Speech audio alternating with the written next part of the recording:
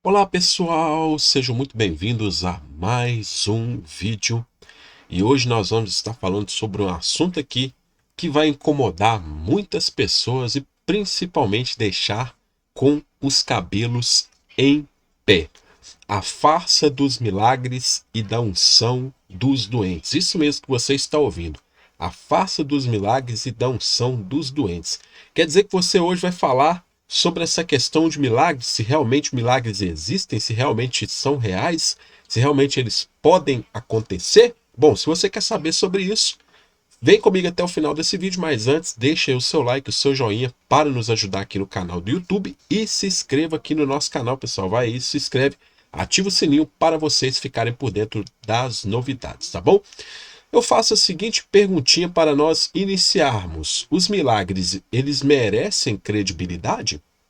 Será que os milagres que são descritos na Bíblia, que supostamente são contados por pessoas, será que esses milagres eles merecem credibilidade?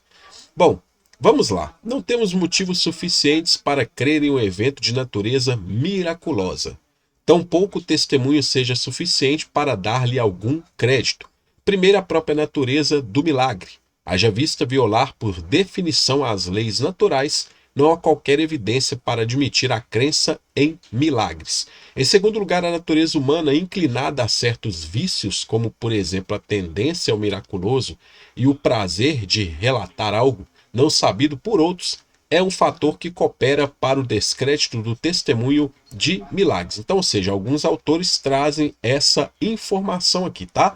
Antes de alguém começar a me apedrejar, já tacar pedra em mim, esses autores eles colocam esses questionamentos a respeito do milagre. Então, ou seja, o milagre não tem como você crer sobre essa questão, dar algum crédito, porque vai sempre contra as leis da natureza, vai sempre contra as possibilidades. Toda crença religiosa parece estar alicerçada em termos gerais sobre a crença em algum elemento miraculoso.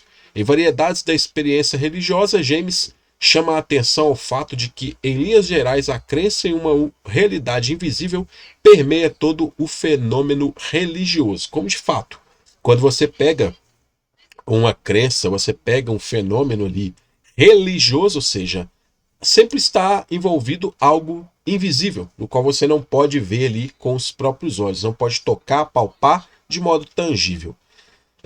Rumi propugna a tese de que a crença em milagres não se encontra justificada pela natureza deles e pelas vicissitudes psíquicas que acometem o testemunho humano. James enfatiza a autoridade da experiência pessoal de quem vivencia um milagre.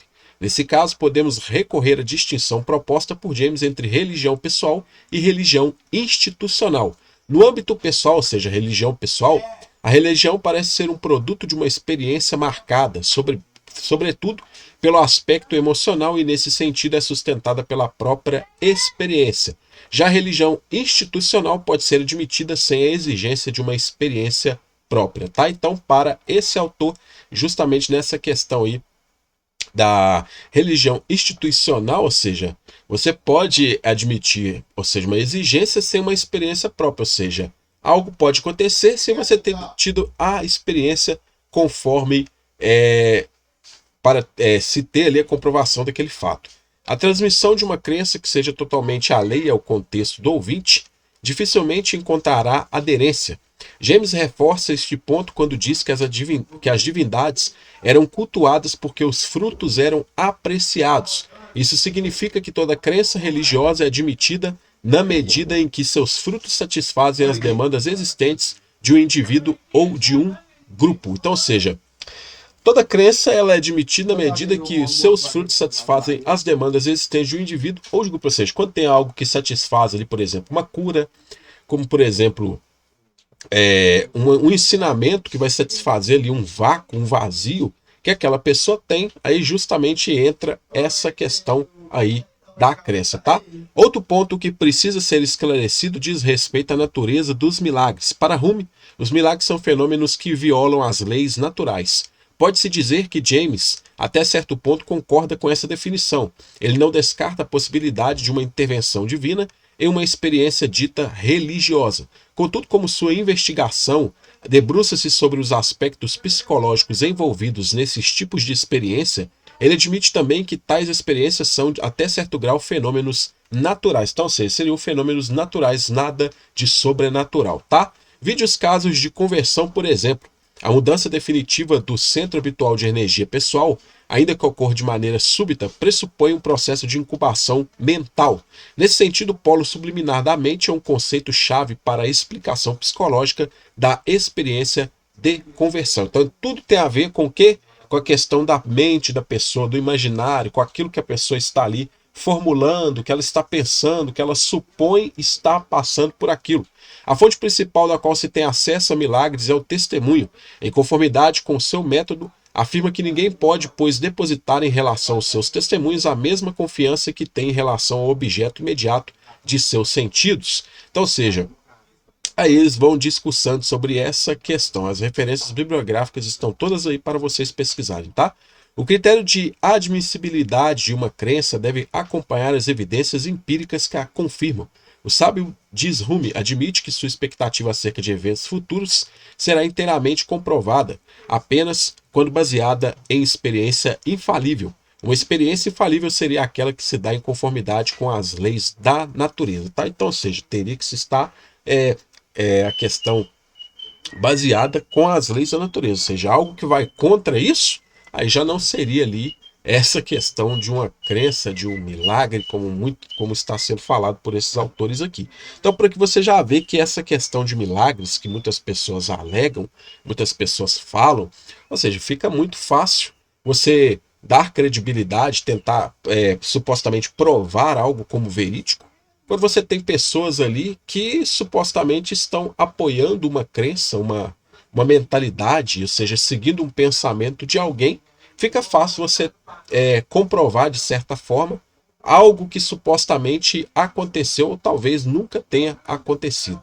Quando o fato qualquer não está apoiado em uma experiência infalível mais provável, deve o sábio contrabalancear as experiências opostas e tender para que se mostrar favorecida por maior número de experimentos e observações, tá?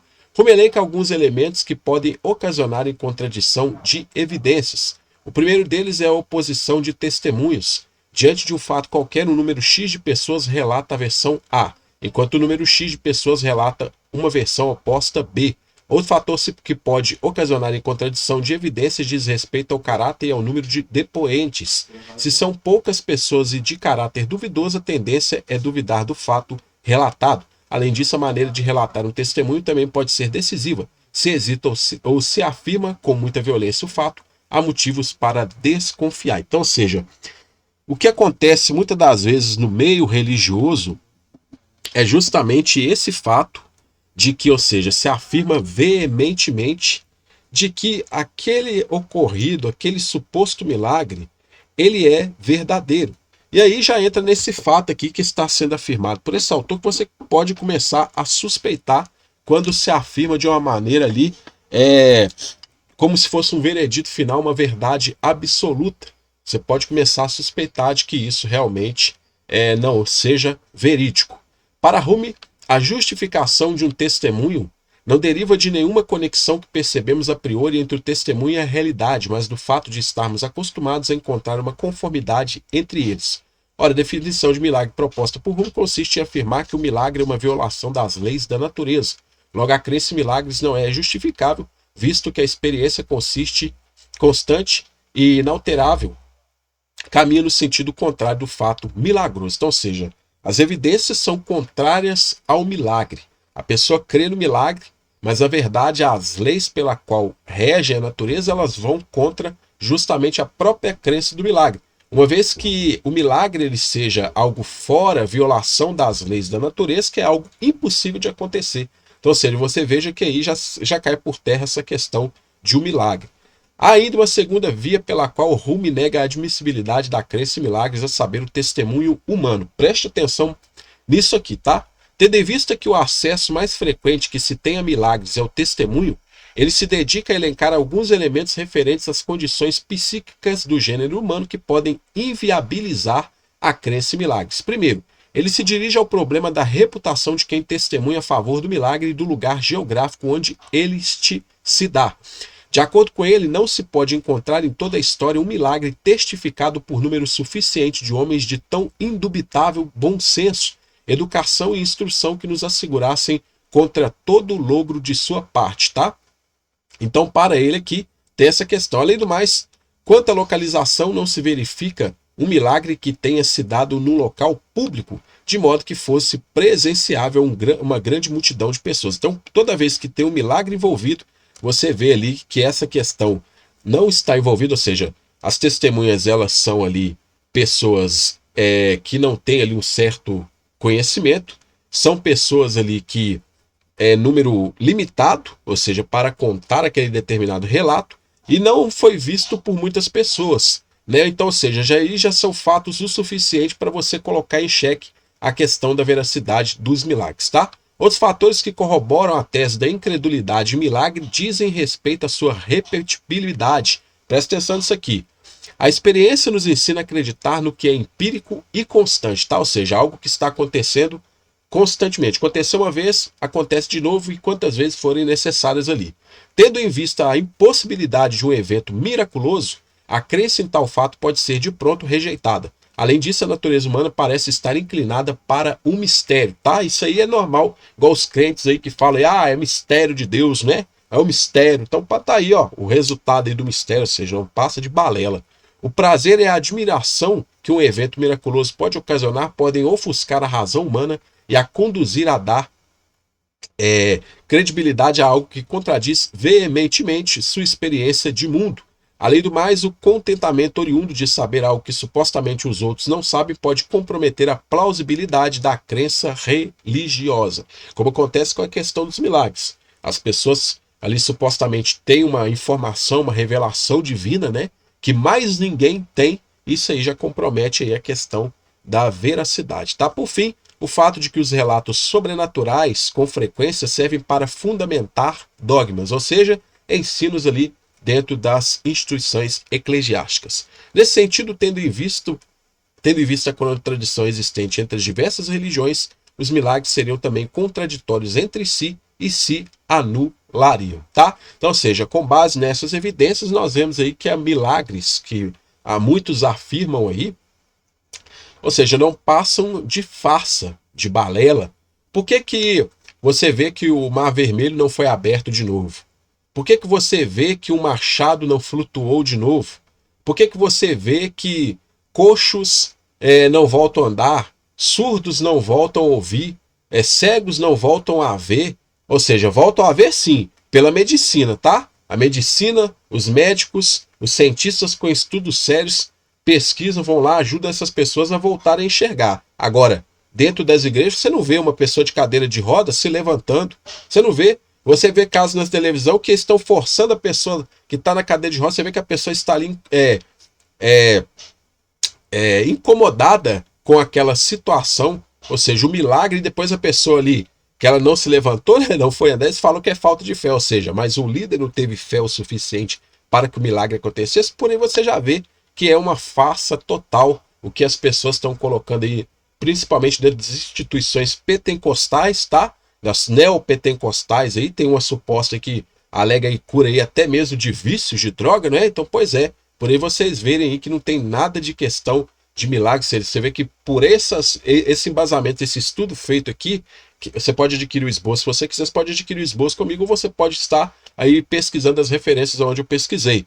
Mas você vê por esses autores aí que é impossível a veracidade desses milagres, seja por questões de testemunha, por questão das próprias experiências da pessoa e outras questões mais que foram apresentadas aqui. Agora vamos lá para a unção dos doentes. Olha lá.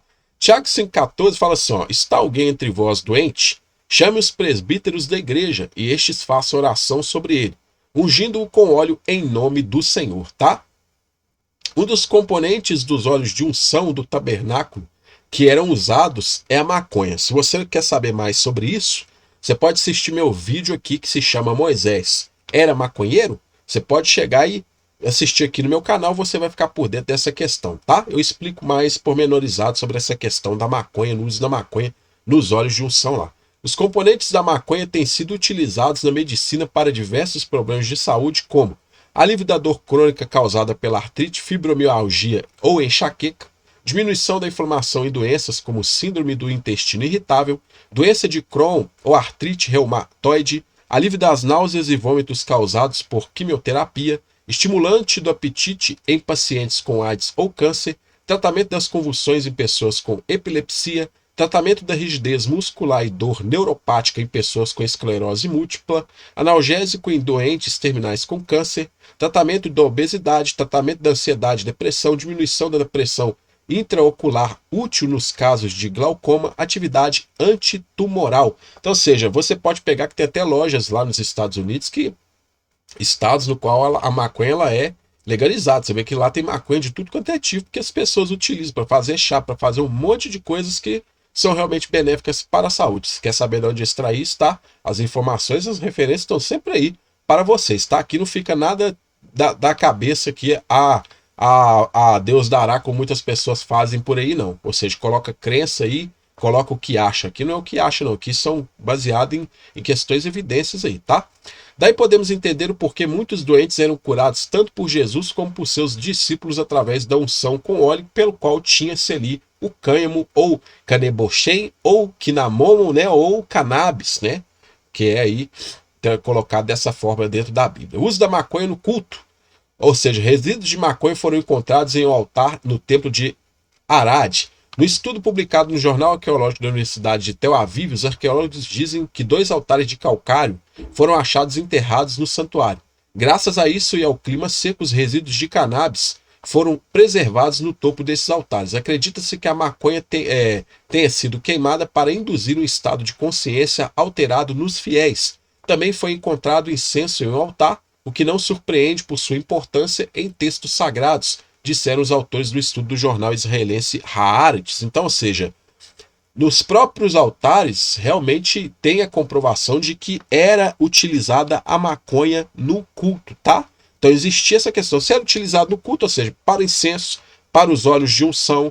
Então por aí você vê o uso medicinal da maconha sendo utilizado dentro aí das questões israelitas. E aí, como que fica agora, hein, religiosos? Vocês aí que falam aí que os óleos não são, vai lá, leva o óleo de Israel, né, para as pessoas surgir. Pois é, os óleos realmente utilizados em sua composição tinham a maconha, que era óleo, que era um componente que beneficiava, ou seja, tratava várias coisas. Daí não seria mais milagre, né? Não seria mais cura, seria apenas como se fosse um medicamento que tratasse ali uma certa doença. E realmente o óleo ele era um medicamento da época. O que que traz aqui? Um dos remédios usados como laxativo entre os egípcios é o óleo de ricino.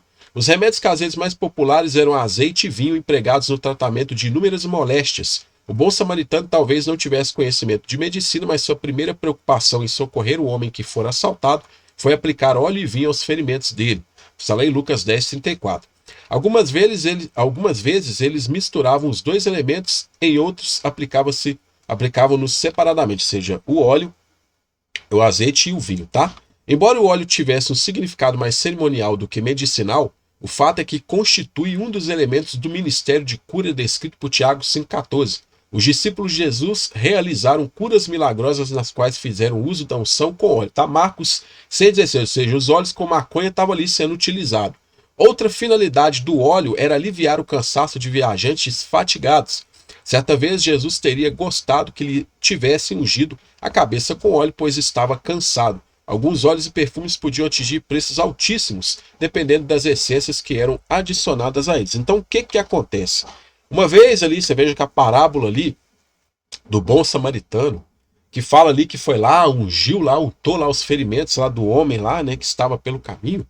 Ou seja, por aí você vê se o óleo realmente ele não fosse utilizado, ou seja, não tivesse esse componente, a maconha, para tratar os ferimentos, para melhorar ali a saúde da pessoa, dependendo do que a pessoa tivesse, você não veria esse cidadão contado na parábola ali por Jesus, Jesus fazendo essa ilustração para que as pessoas entendessem, tal, porque na época era utilizado justamente essas questões para que as pessoas entendessem.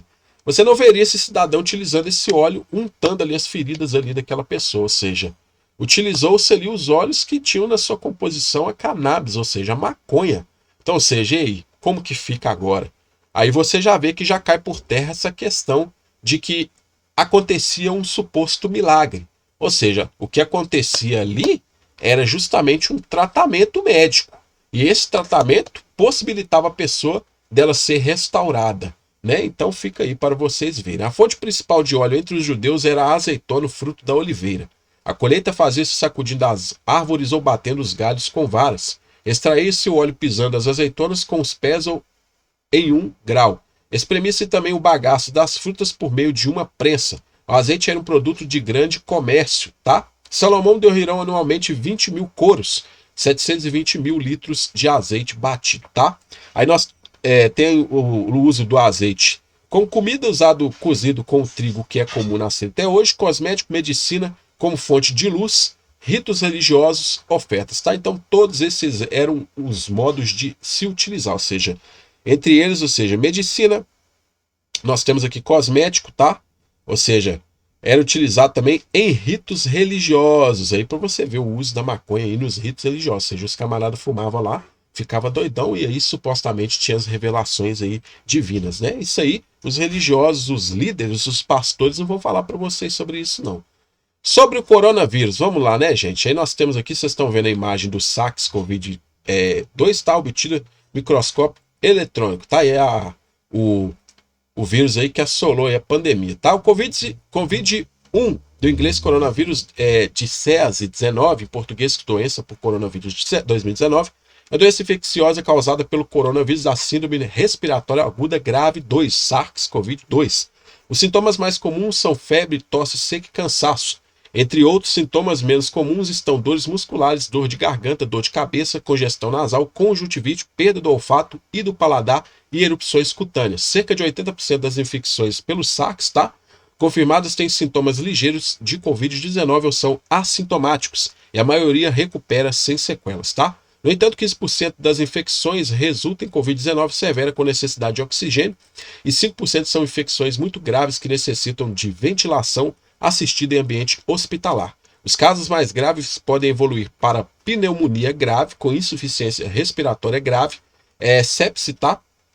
Que é quando há uma infecção ali da questão dos órgãos, falência de vários órgãos e morte. Entre os sinais de agravamento da doença estão a falta de ar, dor ou pressão no peito, dedos de tom azul ou perturbações na fala e no movimento. O agravamento pode ser súbito, ocorre geralmente durante a segunda semana e requer atenção médica urgente, tá? A doença transmite-se através de gotículas produzidas nas vias respiratórias das pessoas infectadas, tá? Aqui no caso até esqueci de colocar aqui, seria infectadas, tá? Ao respirar ou tossir, essas gotículas podem ser inaladas ou atingir diretamente a boca, nariz ou olhos de pessoas em contato próximo. Essas gotículas podem também depositar-se em objetos e superfícies próximos que podem infectar, né? Nós temos aqui também que pode infectar quem nelas toque e leve as mãos aos olhos, nariz ou boca, embora esta forma de transmissão seja menos comum. O intervalo de tempo entre a exposição ao vírus e o início dos sintomas é de 2 a 14 dias, sendo em média 5 dias. Entre os fatores de risco estão a idade avançada e doenças crônicas graves, como doenças cardiovasculares, diabetes ou doenças pulmonares. O diagnóstico é suspeito com base nos sintomas e fatores de risco e confirmado com ensaios em tempo real de reação em cadeia de polimerase para detecção de ARN, né, do vírus em amostras de muco ou de sangue. Então, ou seja, esse aqui foi o vírus que assolou aqui o mundo, né, o globo de 2019 praticamente até 2021. E aí eu faço algumas perguntinhas, tá? Eu tenho as referências bibliográficas aqui de onde extrair os materiais, tá?